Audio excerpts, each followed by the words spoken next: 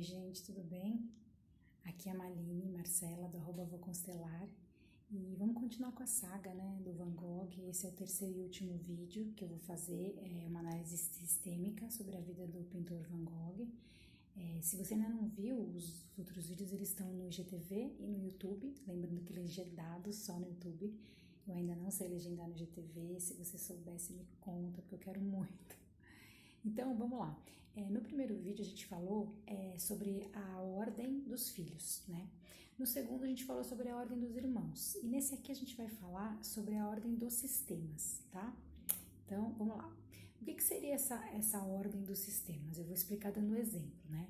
O Van Gogh tinha o irmão dele, o Theo, lá, que a gente já falou, o irmão mais novo, e ele tinha uma esposa. Quando eu citei a moça, eu contei que mesmo quando ele era casado com ela, a prioridade da vida dele sempre foi o irmão, o Vincent. Então isso, minha gente, rende emaranhado para mais de metro, né? Então vamos começar do começo. Sistemicamente existe a ordem da hierarquia, tá? De quem veio primeiro ter preferência a quem veio depois. Contudo, aqui a gente põe letras garrafais nesse contudo, né? Tem a exceção. Quando a pessoa se casa, né, / constitui família, / tem filho com alguém, tem um caso com alguém, né? Então, assim, dando um exemplo prático, bem comum do que acontece nos atendimentos, tá? A pessoa se casou, mas qualquer coisinha que os pais dela precisem, o irmão precisa, a irmã precisa, ela sai correndo para socorrer esse familiar. Então, ela fica mais na casa dos pais do que na casa dela. Ela vai, por exemplo, todo fim de semana, religiosamente, na casa dos pais, da irmã, com um sentimento de obrigação. E que se um dia ela não for, é como se estivesse faltando um pedaço dela, assim, sabe? Pode ser aniversário do marido, pode ser noite de núpcias, pode ser viagem de férias, no meio da viagem de férias, pode ser a primeira viagem internacional que a família vai fazer com o dinheirinho que juntou, não importa. Se qualquer BO, qualquer probleminha acontecer com o pai, com a mãe, com o irmão, é para lá que ela corre, ela ou ele, né? Muitas das vezes, a maioria das vezes, desnecessariamente.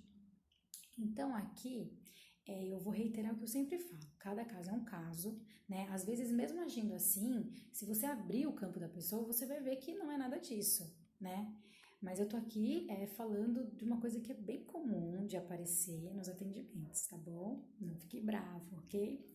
Então, aí a pessoa, né, que tá passando por essa, que age assim, ela começa a falar que o casamento dela não tá bem, ou então ela diz que ela não consegue engravidar, ou tá com problemas financeiros no trabalho, ou problema com os filhos, ou até mesmo ela briga com esses pais, com esses irmãos. Não é uma pasmaceira, não é uma coisa maravilhosa, harmônica, né? Ela vai lá meio que para brigar, então... Enfim, tem toda uma diversidade de desequilíbrios que fica bem fácil da gente identificar que tem alguma coisa ali que não tá indo bem, tá? E a saída pode ser bem simples, né? Simples na teoria. Qual que seria a saída, né? Vamos lá para a ladainha do sistemicamente. Então, assim, sistemicamente, quando um casal se une, a prioridade passa a ser esse casal, essa nova família. Então, não é para ir para o radicalismo de, agora eu me casei, então dane-se minha mãe, meu pai, meu irmão, né? Não é nada disso. Mas sim que a prioridade, a preferência, né, para que haja uma vida harmônica deve ser dada ao casal, à família, tá? E eu digo mais até, se eu tiver, por exemplo, uma traição, né? Então, dando um exemplo, você é casada com fulano, fulano tem um caso com a X. Nesse caso, né? Então, assim, esse caso dele com a X passa a ser a prioridade, né? Mesmo se o casal voltar. Então, e se o casal voltar? Mesmo ele voltando, a esposa, a primeira esposa, você no caso, vai ter que entender que seu lugar agora é de terceira esposa. Ficou confuso? Então, peraí. Então, assim, né? Você é a terceira esposa, certo? Quer dizer, você é a primeira esposa. Casou, bonitinha, ele vai lá, tem uma amante. Essa amante X, ela é a segunda esposa.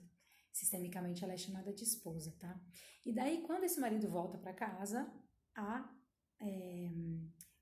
você, a primeira esposa, passa a ser a terceira esposa.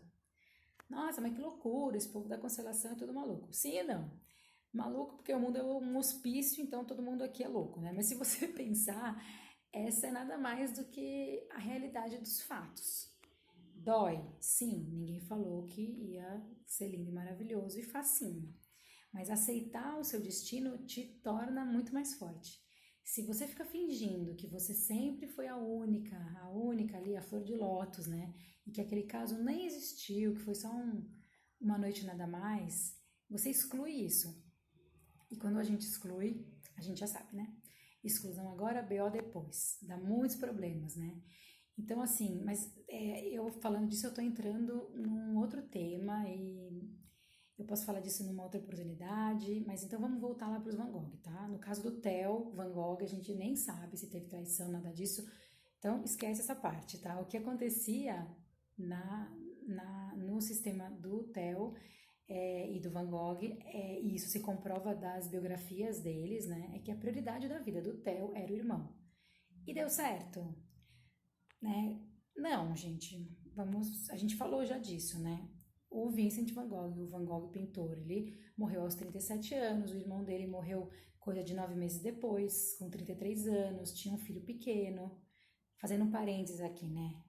Esse filho, vamos ver quem adivinha qual é o nome que o Theo deu para o filho, né? O Theo, irmão mais novo do Van Gogh, deu para o filho nenhum nome, nem mais nem menos do que Vincent William Van Gogh. É exatamente o mesmo nome do irmão. Não é nem só Vincent, não. É tipo, é o nomezinho perfeito do irmão.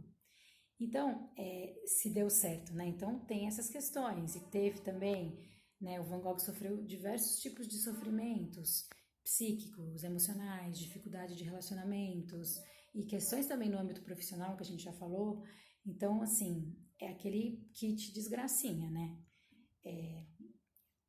Então, assim, a gente tem que ver, né, assim, pegar esse exemplo e tentar passar para a nossa vida, né? Lógico que esse exemplo é bem, né, é uma vida fantástica, é impactante, né? Mas a nossa história não precisa ser nem um pouco assim, né? Então, assim, além disso, tem a questão da morte dele, né? Algumas pessoas, alguns biógrafos dizem que ele se suicidou, mas os mais recentes estudos dizem que que na verdade ele teve uma morte acidental, né? Um tiro por um jovem que ele conhecia, um jovem, enfim, que disparou sem querer e ele aceitou essa versão de suicídio, né? Para não comprometer a vida desses adolescentes, que eram pessoas novas, tinham uma vida inteira pela frente, que, né, teriam que pagar por esse crime. Então ele assumiu esse aparente suicídio, né?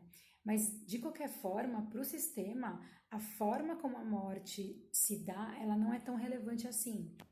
Então, assim, se houve um suicídio efetivo ou se foi um acidente, sistemicamente, o mais importante é que houve essa morte prematura, né, para compensação de alguma coisa naquele sistema. Mas disso também a gente pode falar em um outro vídeo, numa outra oportunidade, que também é muito interessante e sempre tem muita coisa para falar sobre todos os assuntos, né? Então, eu acho que já tá bom. Vamos ficar por aqui, nessa trilogia Van Gogh aqui. Se você gostou do formato, me fala isso, esse retorno é bem importante. Eu faço isso porque eu amo constelação, amo analisar, amo reflexão, amo uma fofoca, brincadeira, mais sério. Então seria bem legal se você também gostasse, né? Então, curte, compartilha, Se tiver uma sugestão de uma outra personalidade que a gente pode stalkear, me fala que a gente vai correndo, tá? Então, ok. Tô brincando, gente. Nelson Rubens. Então tá, um beijo, me sigam no @vouconstelar. Até mais.